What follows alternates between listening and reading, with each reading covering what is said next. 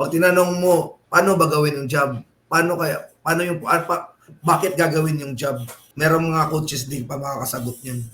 Surprisingly, magugulat ka na lang, meron palang ganun.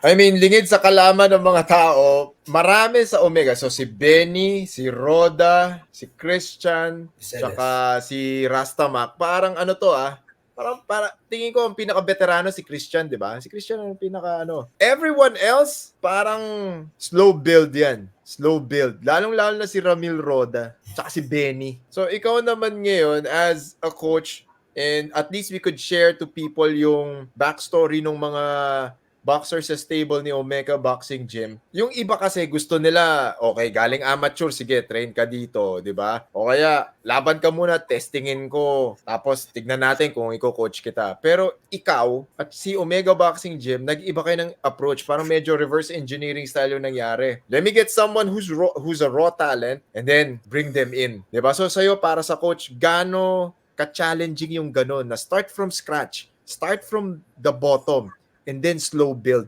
Kasi yun yung matagal na proseso. Ito yung hindi nakikita ng tao. Ang tagal na proseso nito. Diba? You've been doing this for more than 6 years, diba, as the head coach. Saan mo kinukuha yung patience? Paano mo sinastructure yung training? At paano mo ginagawang individual yung training ng mga boksingero mo? Sa akin lang naman time management lang naman yan. At dapat may program ka. Once you have, mas coach ka, may program ka. Hindi yung pangkalahatan yung program mo. You have for beginners, advanced, and then the elites, yung mga world class. So, meron kang general training din, pang off-season, meron pang baguhan, advanced, at yun, mga elites. So, yan, parang sinisegregate ko lang sila at may mga time may nahalo ko sila. Pag mga ganun. Nung dati pa, yung marami pa akong boxer amateur, sinahalo ko sa pro pag mga sparring days para makakuha naman yung amateur na experience sa pro at bibilis rin yung pro dahil sa amateur, mga ganun ba. So, kaya lang naman, ni-enjoy ko lang yung ginagawa ko. It's just, kaya sinasawag ng sweet science, di lang naman to palakasan eh. Baka yung akala nyo yung boxing, palakasan, pabilisan, ganyan-ganyan. Di nyo alam yung factor talaga dito or pinaka-importante dito is the measurement talaga. Kahit sa measurement talaga. Pag ikaw nakuha mo, master ka of distance and measurement, hindi mo na kailangan umilag. Pag ikaw, yung reaction mo sa paa mabilis, hindi na kailangan umilag. Mga ganun ba? Pag ikaw mabagal yung paa mo, you should work on your head movement. Kasi yung ilag mo ulo, hindi na yung paa. So parang ganun ba? Ganun ko lang, minimix ko at trial and error. For this camp, ito yung ginawa ko. Parang sobrang focus masyado sa power, mali. Ulitin ko na naman. Point out talaga yung turuan natin yung boxer natin yung pinakamadali at pinaka-basic lang ito pero hindi natin nagagawa lahat. Kasi throw a jab, paano mag-jab? Basic lang talaga kasi pag inisip mo jab na nga. Pag tinanong mo, paano ba gawin yung jab? Bakit gagawin yung jab? Merong mga coaches din pa makakasagot niyan. Surprisingly, magugulat ka na lang, meron palang ganun. Diba? New breed of counterculture coaches na, yun nga, kailangan scientific yung approach, kailangan may structure and training, kailangan may purpose lahat ng ginagawa, di ba? Paano ka nagre-respond or paano ka nagre-react doon sa mga tao na hanggang ngayon, okay, nakita namin sa comment section, nakita ni JC sa comment section na hanggang ngayon, kakapanalo lang ni Christian, laging tinatanong pa rin, saan ka raw ba nanggaling? Ano raw ba background mo? Ba't daw ikaw ang nagko-coach? Minsan iniisip ko, sampalin mo na lang kaya, di ba, nanalo nga di ba? Nanalo, kunyeta, bakit di ba? How do you deal with detractors and people who are still doubting kung ano talaga yung ginagawa mo para sa Omega Boxing Program? Kasi yung mga taong yan, wala naman silang kasalanan kasi ignorante sila sa mundo ko, sa mundo natin. Hindi nila naiintindihan. Natural lang naman, lalaki sila, gusto ng boxing, MMA, natural yan, gusto rin magturo, di ba, natural yan, parang pagiging lalaki yan di ba? Kaya nga nagkakaintindihan tayo lahat. Pero dapat bigyan nila ng kahit respeto rin na kami, halos buong, kahit ilang taon na kami na kumakain ng mga laway, kumakain ng pawis, diba? Sa gym, pag mga Pasko kayo, nagiinuman kami. Hindi kami makalabas ngayon. Paano ako lalabas? Bukas magtitrain ako ng 4 na boxer.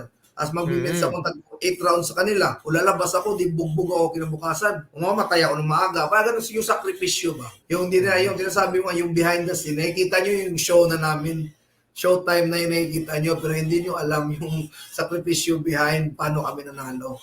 Hindi lang naman yun nga, easy fight, easy win. Kaya, pero hindi nyo alam yung hard work na ginawa namin. Kaya naging easy win, kaya naging easy fight. This is from, taga kickboxing to, bro. How do you lessen fight jitters for yourself, your team, and the supporters of the boxers? Ano lang yan, pag sinampal mo na yan, pag uminit na yung mukha, mawawala na yan.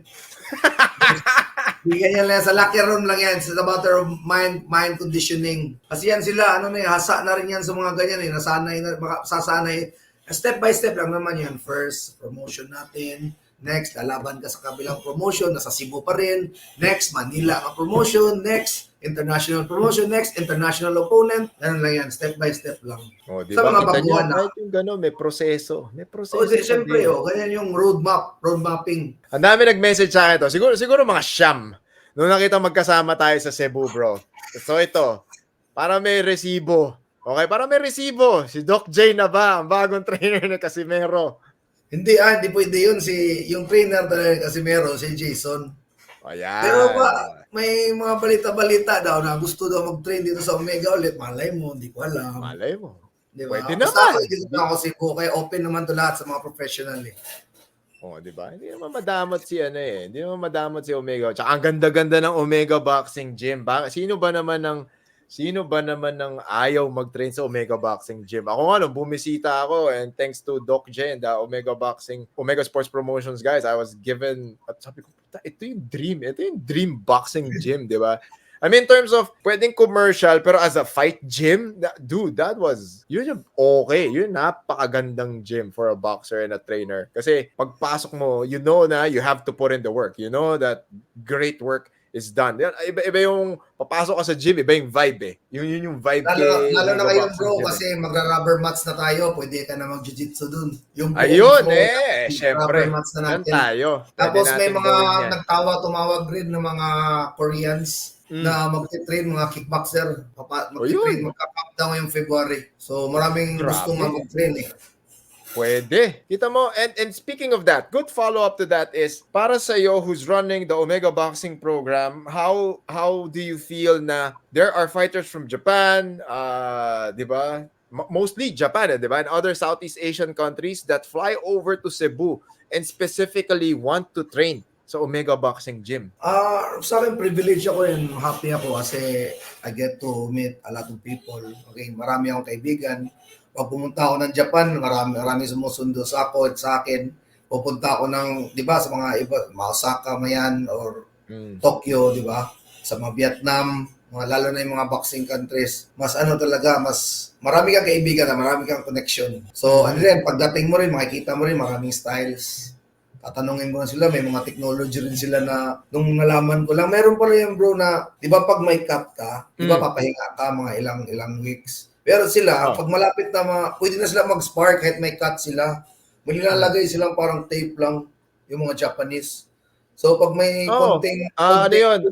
Butterfly tape. Pero transparent lang. Tuwing sparring, ginagamit nila. Ano yun? Parang Decaderm. Either Tecaderm or Duoderm. Teka. May may cut ka, tapos pahil na, malapit na yung laban mo. Kailangan mo mag-spar, di ba? Oo, pwede. Natutunan ko yan dun sa mga cutman dito. Merong isang cutman dito kasi sa Pilipinas. Nag-train siya under kay Stitch. Paano mag-control ng bleeding, anong pwede mong ilagay during yan. Tapos, as far as I know, yung mga fight week, nag-sparring ka, nag-cut, tapos gusto mo pa rin ituloy yung laban, meron na ngayon ang stitching ng cut from the inside out. Kasi 'di ba sa MMA ganyan na ginagawa, kasi 'di ba ginagawa ng iba outside ang stitch, may contact ka na magaling na plastic surgeon, inside going out ang stitching. Galing. galing. Kahit fight week, pwede ka pa rin lumaban kahit nakat ka during the ano. Iba rin talaga. Kaya kita nyo, pag scientific yung approach nyo, ayan, yan, maganda yung ano. So, this is from YouTube, Doc J. Sinong current Pinoy boxer ang dream mo matrain or ma-handle na wala sa Omega Boxing Gym? Mga sino ba? Gusto ko yan si Martial, yung mga iba mga mature pa eh. Matures pa. Carlo Paalam yan, mga ganyan. Carlo Kasi- Paalam, okay. Kasi parang para sa akin, it takes time para magturo ng basics eh. Para sa akin, pag gusto mo talaga ma-master, kailangan mo na 2 to 3 years, parang ganun na makuha. Pero yan sila, pag nakakuha ka ng mga ganyang klaseng mga boxer, mas kaya mo nang paglaruan ba yung style ba? Kung anong bagay sa kanya, anong madadagdag mo, ganyan ba? Mas na siya, technical na, mas masaya na ba? Kasi yung basics talaga, boring talaga yan eh. Boring nga, pero yan yung foundation talaga. Diba? And speaking of foundations and primary skill sets, Doc J, from someone who's molding fighters from scratch and then making them available for a world title and world championship prospects, para sa'yo, ano ba yung primary skill sets na meron or dapat palang matutunan ng kahit na sinong taong gustong magsimula magboxing? Kailangan talaga yung first talaga yung stance mo, tapos yung balance mo, then execution. Yan ang tatlo yan. Pag yan na master mo, same na lahat yan. Kung paano ka magtapo ng straight, ganun rin siya kung mag-slip ka. Slip going to your left or kung orthodox ka. Kung paano ka mag-hook, that's how you wave also. Pag-iikot ka. Parang yung kung yung equilibrium mo na sa gitna, parang kung balon ka na may tubig. Pag ikaw, tinamaan dito dapat parang you go with the flow. So, parang yung balance mo ba, pag tinamaan ka, that's why may tinatawag na rolling eh. Pag tinamaan, pag tama, you come back. Diba? So, dyan nagsisimula sa foundation talaga para sa akin. Pag maganda yung foundation mo, maganda balance mo, you know how to throw punches na hindi ka na-outbalance. Kasi yun yung pinakamahirap eh. Mabilis, kayang magpalakas kasi heavy bag yung sinusuntok nyo eh. So, makikita mo, lakas, heavy bag eh, punch mitt eh. Paano pag tao gumagalaw? Pag hindi ka makatama, pag blanco yung tinamaan mo, doon na yung outbalance lumalabas. Tapos doon na yung ka-counter, doon na yung delikado. So pag maganda balance mo, kahit marami ka sumuntok or malakas ka sumuntok, pero yung foundation mo nandyan, marunong ka mag-foot placement, tamang distansya, tamang measurement, para sa akin yung boxing, madali na lang. Dagdag natin doon, Doc J, yung depensa. Maraming, and maganda ng mga Filipino boxers, mga offensive-minded, aggressive, gusto ng knockout, gusto maging entertaining. Pero kung gusto mong gawing career ang boxing, kailangan din kasi meron kang oras na mag-alat ng oras to practice your defensive stances, your defensive strategies. Sa'yo as a coach, paano mo sinastrike yung balance na, okay, for this camp, opensa tayo, or pag off-season, depensa tayo. Paano mo minamanage na ang boksingero mo may opensa, may depensa? Ako naman talaga very defensive defensive minded ako eh. During high school days is nung basketball player ako, as in defense talaga yung specialized ko. So parang nadala ko na yan yung utak ko ba na depensa talaga depensa lalo na sa boxing. Kasi mas maganda mag-retire tayo, fresh tayo. Natalo nga tayo pero di naman tayo nabugbog masyado. Yung ganun yung mentality ko ba. And siguro alam naman siguro ng iba siguro na napasok ako sa Team Donaire dahil hindi naman talaga ako yung head coach. Ako yung defensive coordinator. So lahat ng depensa at kung natatamaan si Nonito, ako yung nagsasalita. Yun yung usapan namin. So pag bumababa yung kamay niya o pag hindi siya nakakailog ng maayos, ako yung dapat magsalita. Parang trabaho ko yan. Pag natatamaan siya, trabaho ko. Ba't siya tamaan? Dapat, I need to remind him na, yung kamay mo, yung galaw ulo, ganon. Parang importante talaga. Dahil kung sobrang galing boxer yung kalaban mo, pero pag ikaw, class A depensa mo, wala yung panama sa'yo. Diba? Paano makakatama eh? Master mo yung depensa. Masterin mo yung depensa at may job ka, pwede ka na manalo.